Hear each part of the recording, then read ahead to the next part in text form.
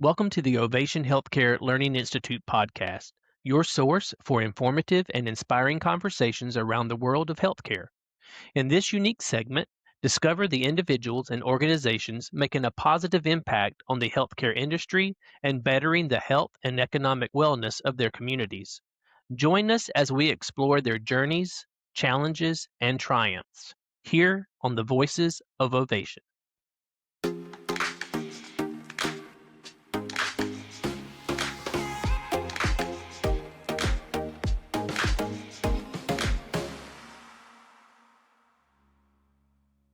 Hi, everyone. We are thrilled you're here to join us. I'm today's host, David Winchester, Program Manager for the Ovation Healthcare Learning Institute.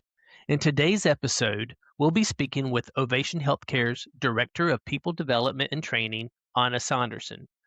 Anna leads strategic initiatives in talent development, leadership, and organizational culture. Educated at the University of Cambridge in England, where she studied social anthropology, Anna developed a deep curiosity about global cultures and human behavior, an interest that sparked her passion for HR.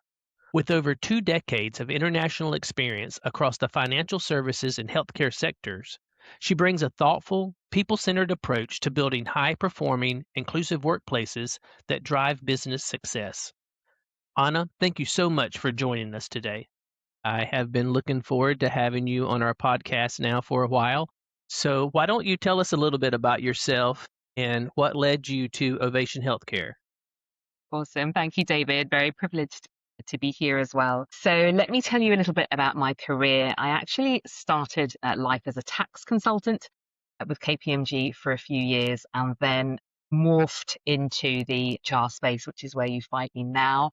I've worked there for about 20 years and then most recently focused on learning and development and talent strategy. My time in tax very much taught me about the value of time, right? So I had to fill in timesheets for every 6 minutes of my time and what I had completed during that time. So my time in HR is very much about helping leaders who can drive results and developing them. They can drive results. So turning strategy into practical people solutions, I think, is at the core of me.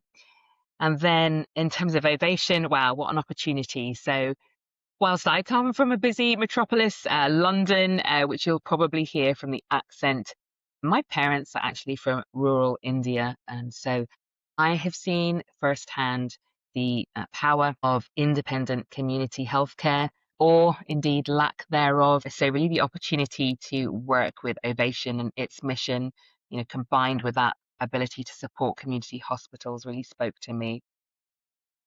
And the last thing I'll say is that I'm fortunate enough to work for a really visionary leader, Keela Sweeney. She's really focused on building leadership capability here throughout the organization, and through all leadership titles. So that's really what brought me here. Well, Anna, we are also glad that your steps have led you to Ovation Healthcare, and we are so glad that you're here. How have your experiences shaped your perspective on resilience and opportunity?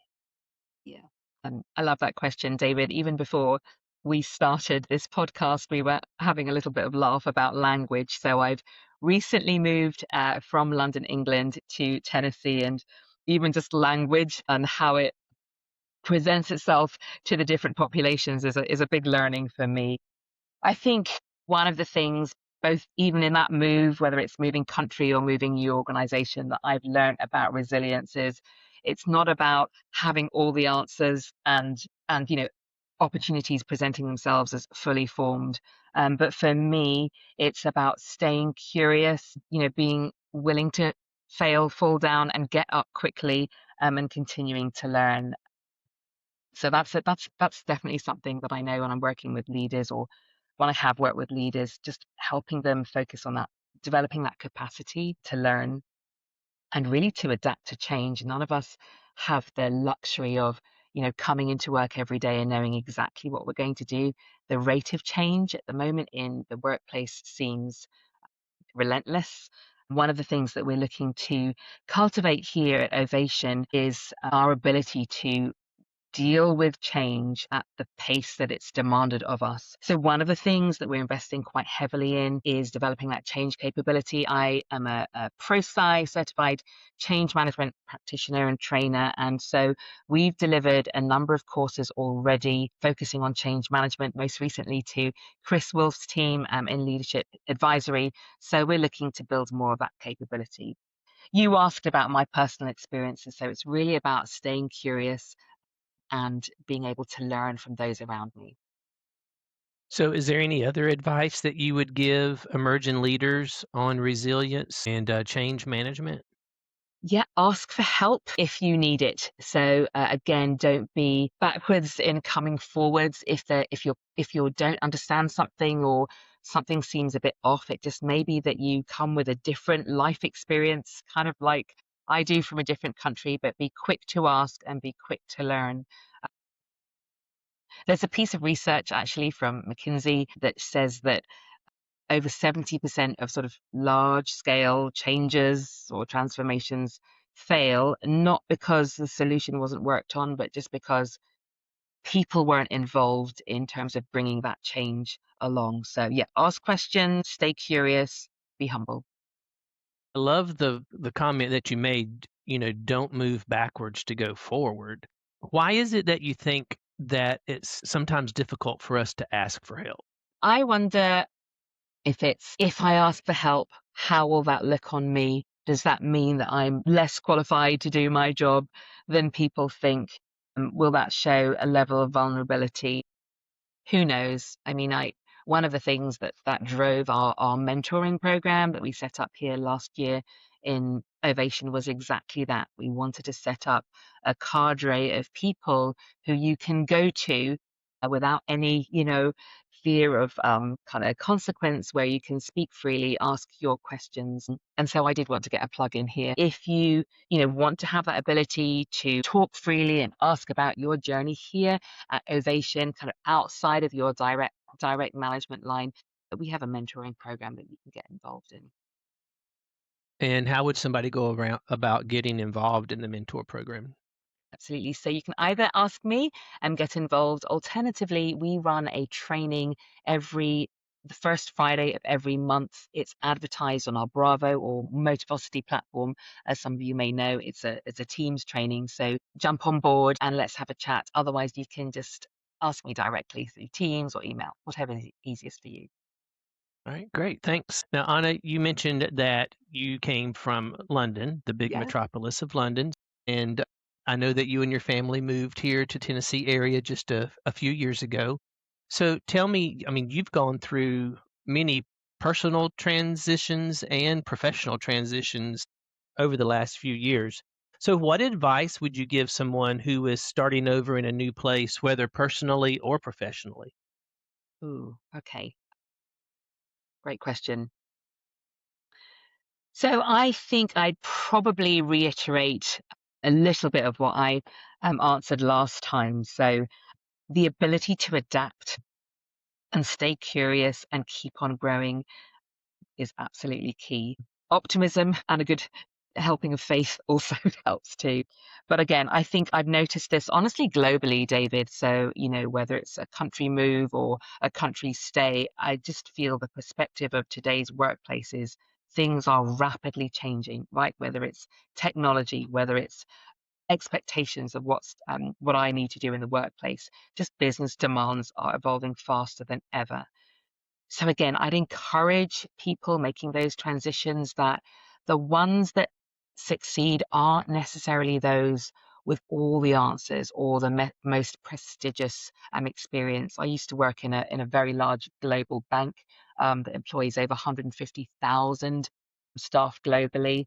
And what I've learned is no matter how sophisticated the strategy, it's your ability to communicate, to build relationships with others that will determine your success. Another little plug, it's something that I'm really excited about. One of the programs that we've just started here at Ovation, which really encourages this, is called the Catalyst Program. It's a leadership development program. It's on its first run now, so if you haven't heard about it, you will soon. But it's a program that helps leaders tackle business challenges whilst building relationships across the organization. So that's a really key part of what we're doing. Another thing in terms of that theme around building relationships and communication is that we are introducing a new employee engagement survey with a tool called Peakon. It's going to help our managers really understand the heartbeat of their teams, what motivates them, what demotivates them, what enables them to go that extra mile and really drive business performance. So a few things that we've got in the system that you will be hearing more about soon. But ultimately, that piece around resilience and opportunity, I'd say stay connected, build relationships, and get involved. That is a good recipe for success, that is for sure. And I really like the part about building community. So I'm sure there's going to be ways that your office is going to be able to let employees of Ovation know how we can build community within our departments and then overall through the whole company. So I look forward to that. Anna, I understand that you and your husband recently bought your first home here in the States, right? Did, yeah. Congratulations. Thank So, you. what were your first impressions of Tennessee compared to London? Yeah. So we've actually been visiting Tennessee for a few number of years. We have family here. It's really become like a second home for us. But we decided to make the move permanently when our eldest children decided to study here and subsequently settle down. I think in terms of difference, one of the things I know you visited London yourself, David, as well. But one of the things that really is a difference is pace. So London is fast moving. It's busy. I love how Tennessee places, I think, a greater emphasis on relationships and community. That really speaks to me. And then from a business standpoint, what I really enjoy is the optimism and, quite frankly, the level of entrepreneurial thinking. There's a definite belief here that challenges can be solved, should be solved, and we can make it happen. So those are some of the differences, if you will, that I think I've enjoyed in moving here. Now, was there anything about the American culture that surprised you? A few things that are definitely new to us. So ranch dressing is one, David, which I alluded to before. I don't know if I'm saying that correctly, but yeah, I would say the entrepreneurial spirit. We've got this, we can make this happen. Not not so much that it surprised me as I'd often worked with American firms and organizations from London, but it's very refreshing. That's what I'll say. All right. Well, Anna, if listeners take from today's conversation, what would you want that to be? I would want people to think about and ponder that growth rarely happens in your comfort zone. Or at least that's been my experience. I think that moments that have had the greatest impact, both on my career and personally, have been those times when I haven't felt perhaps fully as prepared as I might be, and I'm stepping into something new. Genuinely, were times when, I didn't feel that I had all the answers. I wasn't fully prepared, but I was stepping to something new. And really, the industry that we're in, healthcare, with the just the rate of change, how it's evolving, whether it's advances in technology, AI, expectations of us, all of us as a workforce, or indeed, the operational demands. The ability to stay curious, to embrace change, to be fearless walking into uncertainty, but get down, get busy, ask for help, learn your trade and your craft well, and then see where opportunity takes you. That's what I would encourage people to think on. Thank you very much, Anna. I appreciate that. Well, this brings us to the end of our episode. Thank you so much, Anna, for taking the time to be in with us today. And thank you, our listeners, for tuning in. We hope that you've enjoyed this special Voices of Ovation episode. And don't forget to subscribe and follow us on LinkedIn and at Ovation Healthcare.